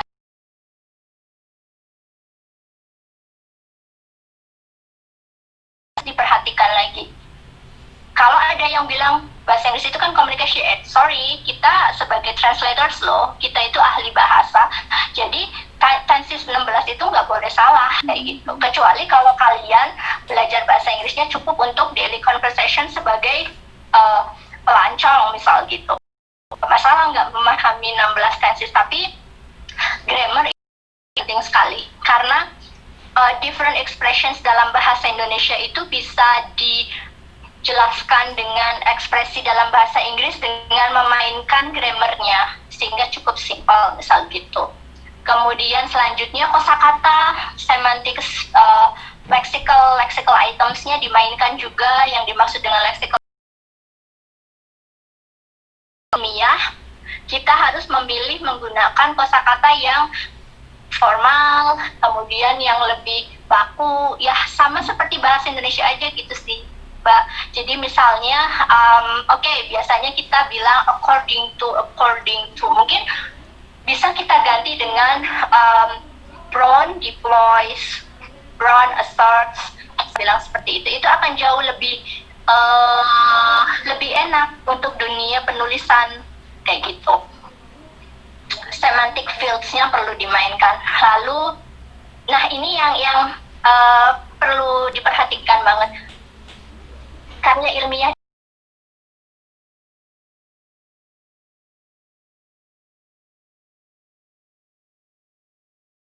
panjang banget. Jadi sebagai kita tuh harus pinter-pinter, oke, ini maksudnya mau ngomong ini sih, udahlah kayak gini aja. Jadi nggak usah kita ikut-ikutan flower di bahasanya berbunga-bunga seperti itu. Cukup dengan bahasa Inggris itu langsung gitu. Kamu tuh mau ngomong apa ya, langsung aja. Jadi dulu pernah SMA, saya mau ikut lomba pidato, terus dilatih oleh dosen guru. Jadi guru bantuan penutur bahasa asing dari Aminef. Jadi kan karena orang Indonesia itu biasa berpidato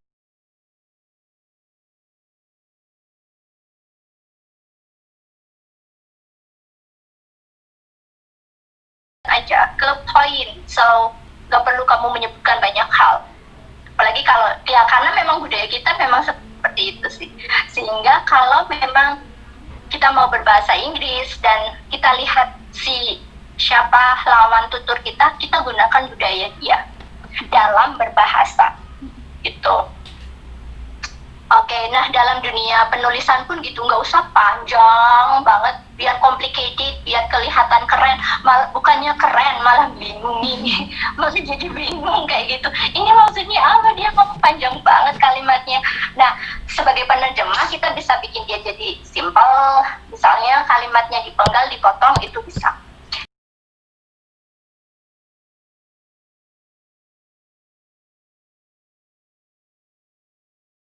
Istilah misalnya apa ya, kalau di dunia saya pernah di dunia bisnis, misalnya ada family firms, apakah family firms atau companies. Nah, kita cari istilah yang paling umum itu firms apa companies sih, kayak gitu. Nah, karena memang kita itu kan bukan native Inggris ya, kita untuk sense of culturalnya itu, linguistic cultures-nya itu sangat kurang sekali.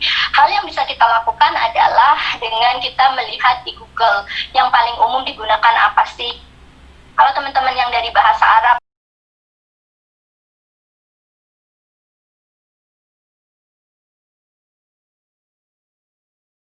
kalau bahasa Arab apakah kemudian pas kita nerjemahin juga harus menggunakan nama hewan? Nah, kita lihat dulu culture mereka seperti apa gitu.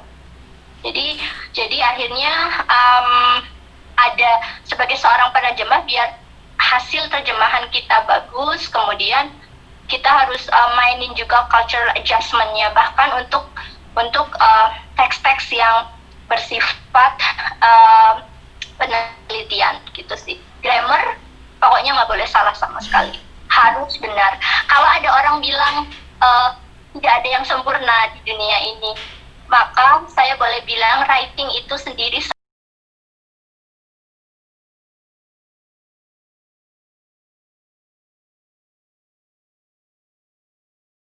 akan membantu kita gitu.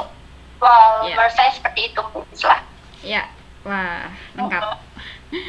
Tadi dari Mbak Ningsih, mungkin jawabannya tadi bisa dielaborasi ke pertanyaan Mbak Diah. Tadi sepertinya udah terjawab juga tentang bagaimana cara menerjemahkan istilah-istilah yang tidak bisa diterjemahkan dengan sembarangan. Sepertinya udah terjawab ya di poin terakhir tadi ya, untuk selalu mengkaitkan dengan sosiokultural di dalam teksnya itu seperti apa gitu ya. Nah, kita ke pertanyaan selanjutnya. Oh, ada Andy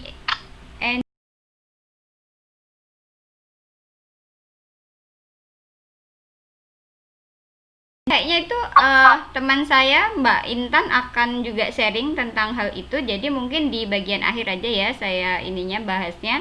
Kita ke Mbak Jenny dulu. Pertanyaannya seperti ini. Mbak Jenny, halo, mau menyampaikan sendiri atau dibacakan? Dibacain aja nggak apa-apa. Boleh langsung kok. Ini sekalian aja. Ya, kalau saya kita masih baru banget mulai, terus mungkin kalau udah disertifikasi kan biasanya orang tuh lebih percaya juga. Baiknya ke institusi mana yang di certified atau dapat training atau segala macam gitu. Oke.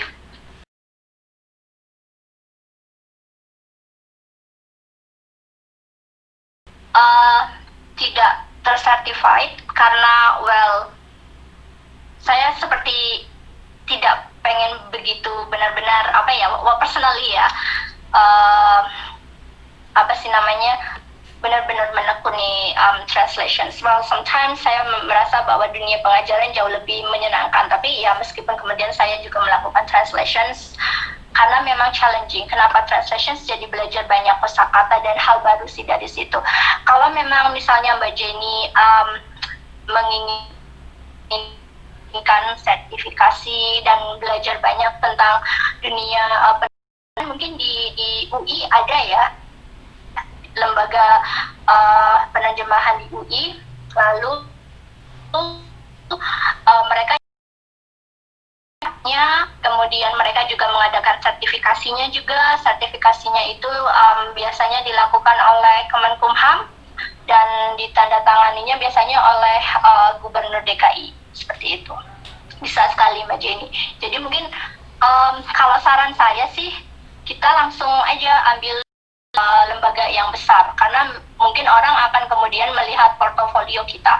Nantinya kalau memang penerjemah bukan berarti yang kecil tidak bagus gitu ya, tapi dengan kita belajar di tempat yang besar itu akan kita mendapatkan inputnya itu juga lebih banyak gitu sih.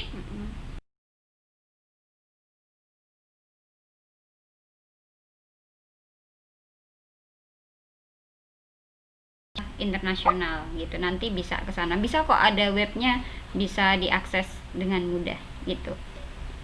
Halo ya. Mbak Intan, apakah are you there? Jadi tadi ada titipan pertanyaan tentang chat dan translation chat, terus nanti mau sharing gitu. Oke. Mungkin saya mau sedikit balas punya Maria Ulfa terlebih dahulu, bahasa Inggris bisnis beda. Iya, sebentar ya.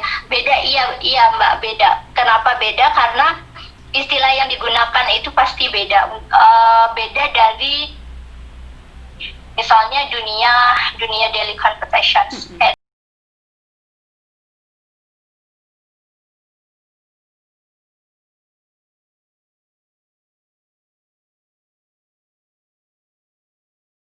Dengan istilah-istilah khusus itu seperti apa, sarannya untuk bisa mempelajarinya, mungkin kita bisa buka Google dulu aja. Buka Google, kemudian dicari istilah yang paling banyak digunakan itu apa gitu. Kalau memang kita belum begitu yakin, nanti kalau sudah pakai mesin itu kadang juga bisa sih sedikit mencarikan informasi kosakata yang tepat apa. Dan teman-teman, kalau mau jadi penerjemah itu bukan berarti kalian nggak baca sama sekali ya. Jadi penerjemah itu bacanya lebih banyak, apalagi nerjemahin field yang bukan bidang kita. Saya kalau mau interpreters 1 bulan, 1 minggu sebelumnya itu udah dikasih bahan banyak sekali, suruh baca ini, baca itu.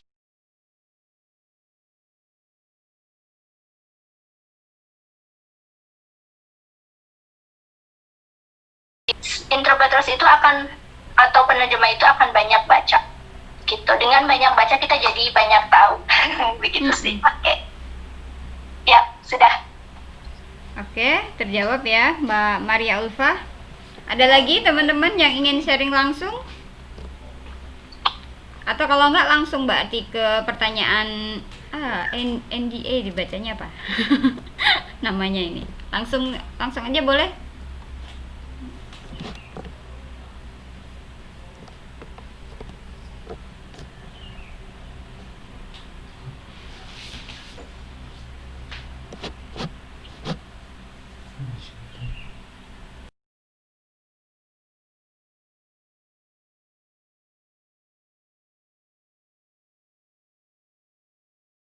Bisa langsung ditanggapi mungkin pertanyaan dari NDA tentang translation chart yang paling enak digunakan menurut Mbak apa ya? Kalau ini sebenarnya subjektif ya, orang beda-beda sih. Kalau saya pakainya pertama yang pasti yang gratis itu. Mungkin teman-teman bisa pakai, coba buka sebentar, saya ketikkan. Oke. Mungkin bisa lihat, coba buka beberapa online translation tools. Kalian bisa buka Across, kemudian tapi ini kalau di download cukup berat sih, berat kalau di download sama di install. Jadi pasti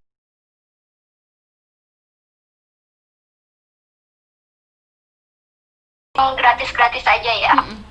Kemudian juga ada WordFast itu ada yang Pro sama Classic. Nanti biasanya mereka itu juga punya video tutorialnya seperti apa. Kemudian WordFast itu ada yang WordFast, ada WordFast Anywhere itu. Tapi yang paling mudah itu biasanya yang enak dipakai itu Across, meskipun ya dia berat, itu berat dipakai, begitu. Begitu sih Mbak. Oke, jelas ya Mbak En.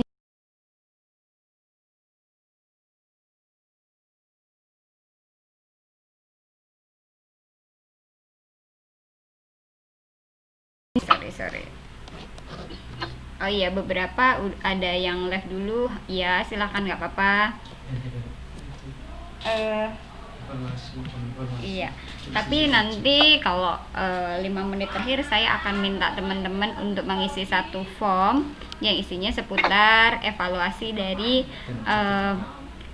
dari acara ini gitu ya, karena itu penting bagi kami, penting bagi Infermia untuk mendapatkan pendapat teman-teman tentang acara ini, sehingga nanti kalau kita bikin acara lagi kita tahu kebutuhannya teman-teman tuh sebenarnya tuh seperti apa gitu.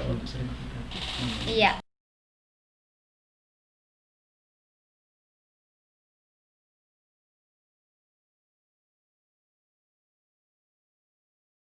Yang memberikan feedback atas evaluasi ini gitu ya. Jadi biar terdetek, karena kemarin yang daftar kan banyak ya akhirnya, tapi kan nggak akan kita berikan semua sertifikatnya, melainkan kita berikan dari feedback teman yang memberikan feedback tentang evaluasi acara ini. Dan sertifikatnya kami berikan kira-kira 1 minggu ya, 1 minggu dari acara ini. Nanti kami kirim melalui email teman-teman ya, seperti itu. Oh iya, satu lagi teman-teman, saya ingin menginformasikan, tadi ada titipan dari tim redaksi Infermia bahwa sekarang kan karena Mbak Haira juga pengajar ya, kita kayaknya mau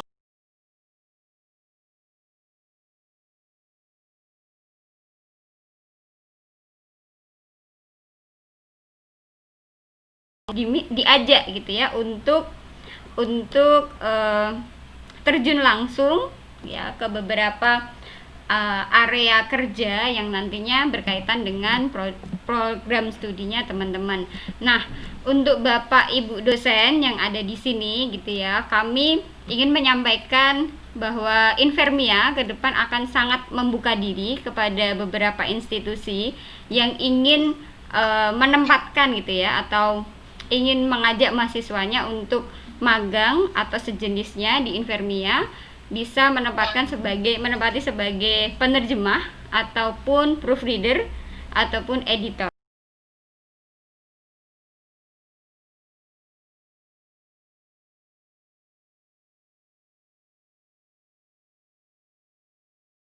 ya, CV Infermia Publishing. Jadi insya Allah bisa teman-teman gabung di sini dan kita bisa belajar bareng lagi di sini. Oke. Ini ada dari Mbak Intan Firdaus. Oke, Mbak Intan ini sebenarnya kawan mengajar saya di Universitas Nasional. Silakan Mbak Intan, silakan berbagi, Mem Intan. Halo Mbak Intan. Halo. Ya. Halo. Itu sebetulnya saya sudah ketik di situ pengalaman dulu pertama kali pakai CAT ketika kuliah waktu di jurusan penerjemahan. Jadi dulu tuh kita sampai lama menggunakan itu berminggu-minggu ya. Jadi kok kayaknya ribet banget. Tapi hasil akhirnya memang menyenangkan sih. Tapi karena udah stres dengan cara menggunakan CAT itu, oh tidak deh. Kita pakai cara yang mencari ya tadi membaca buku atau cek di Google, cek di jurnal internasional, istilah-istilah itu. Begitu sih waktu itu pengalaman dengan CAT yang tadi. Iya betul. Iya betul. Emang complicated sih Mbak. Mungkin teman-teman bisa menggunakan CAT itu kalau nggak lagi urgent banget, karena emang tadi iya betul complicated. Kita pertama kalau belum pernah pakai kita harus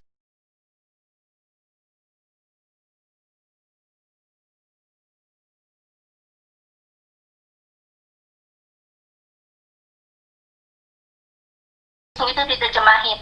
Jadi saya terbantu banget, misalnya dari Amazon itu dia sering sekali bikin acara Amazon itu, jadi tidak hanya jualan buku aja teman-teman, mereka juga jualan provider. Jadi seperti misalnya alat apa sih, alat dokter atau apa, halo dokter, halo dok, kemudian Gojek. Nah mereka itu kan beli provider dan belinya itu adalah di ini Amazon Web Service. Kampus-kampus bisa punya web itu, mereka belinya di providernya di Amazon Web Service. Nah, jadi mereka sering meluncurkan kayak produk-produk baru mereka, kemudian dengan mengundang teman-teman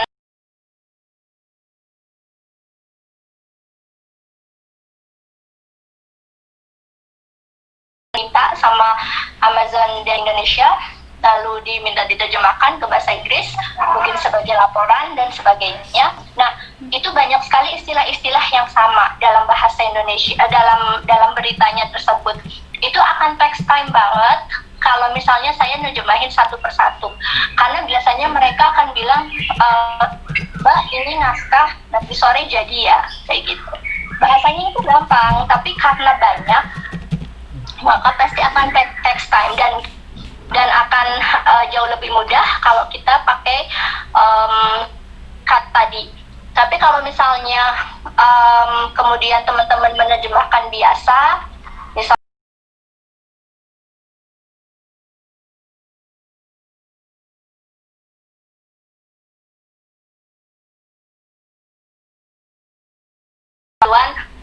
Google cari istilahnya yang sesuai, yang paling banyak apa, diterjemahin biasa. Atau misalnya teman-teman yang ingin menerjemahkan di dunia subtitle gitu.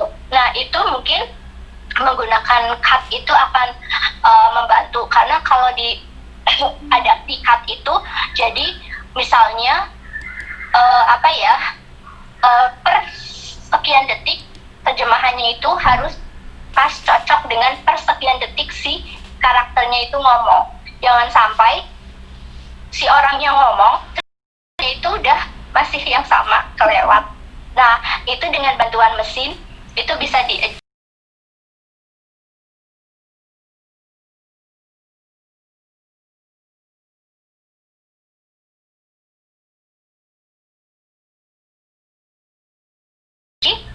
karena tidak ada adjustment. Nah, dengan bantuan mesin tadi itu sebenarnya bisa kemudian penerjemah untuk film itu bisa menyesuaikan, per sekian detik bahasanya ini, per sekian, jadi disesuaikan dengan waktunya. Nah, itu pakai mesin seperti CAT. Lalu terjemahannya gimana biar supaya nggak panjang banget, apalagi bahasa Indonesia itu kan bahasanya sangat panjang sekali. Kita dalam bahasa Indonesia cuma cukup ngomong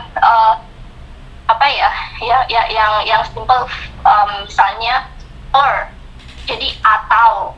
Nah, itu kan panjang banget. Kalau diterjemahin kan jadi panjang. Jangan sampai kemudian layarnya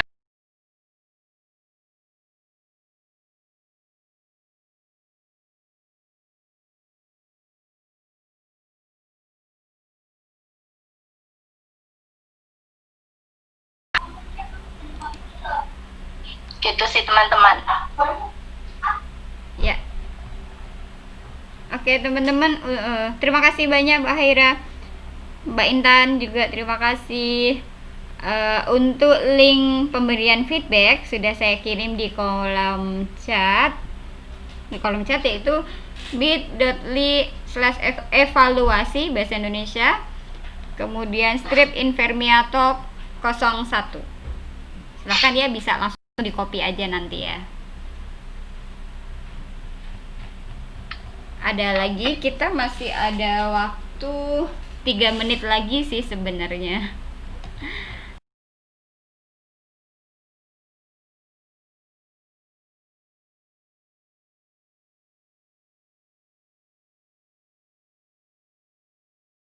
Ada lagi teman-teman, silahkan sambil mengisi.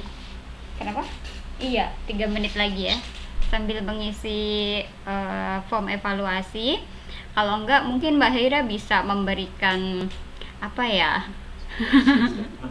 apa final statement. Closing remark aja ya. Iya, closing remark.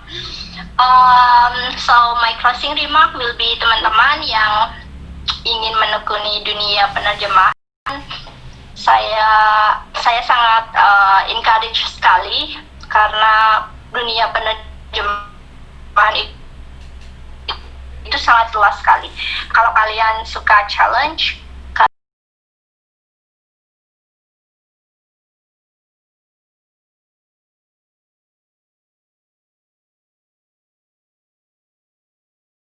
sekali. Untuk teman-teman yang masih kuliah, bisa persiapkan diri kalian dari sekarang dengan berbagai jenis kemampuan bahasa Inggrisnya atau bahasa Arab, China, Mandarin, Prancis dan sebagainya. Begitu. Lalu mulailah kemudian untuk keluar dan branding yourself. Nggak ada salahnya. Kalau kalian sudah berani menentukan tarif, harga, itu artinya bahwa kamu sudah berani memberikan servis sebanding dengan harga yang kamu berikan, gitu. Nengdia, terima kasih. Oke, ya cukup sih.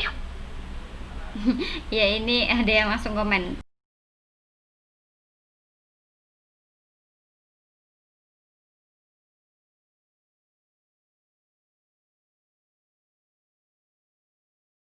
Mbak Haira itu waktu jadi interpreter di Afrika ya Mbak ya, itu luar biasa kalau udah bisa punya link yang skalanya internasional seperti itu sangat sangat luar biasa gitu. Dan kalau ingin nambahin yang tadi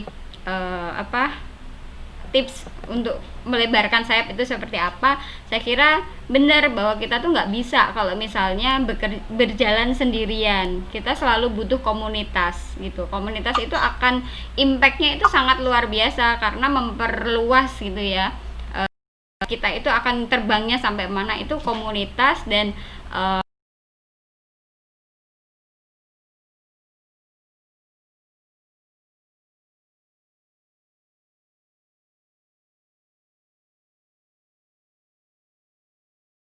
ya gitu.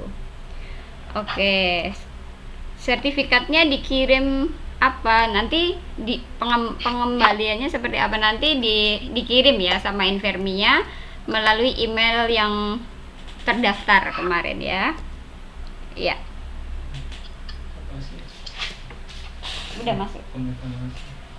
Oke, form evaluasinya jangan lupa diisi ya teman-teman ya.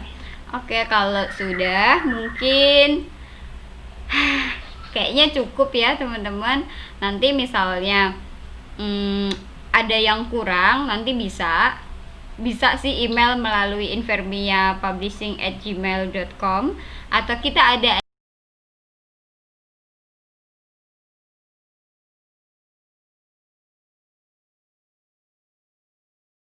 jalan berkelanjutan. Bisa mungkin per 1 bulan kita bisa mengadakan Infermia Talk seperti ini. Mungkin bulan depan kita adakan lagi, mungkin temanya tentang how to be editor, itu kan bisa, atau apa nanti kita pikirkan lagi. Untuk yang terakhir saya mengucapkan terima kasih banyak untuk teman-teman, spesialnya untuk Mbak Haira. Terima kasih banyak, sharingnya sangat banyak sekali. Ya, makasih Mbak. Dan untuk teman-teman terima kasih juga, semoga sehat terus ya. Oke. Saya sebenarnya tidak usah menyimpulkan ya, udah diberikan di closing statementnya tadi ya.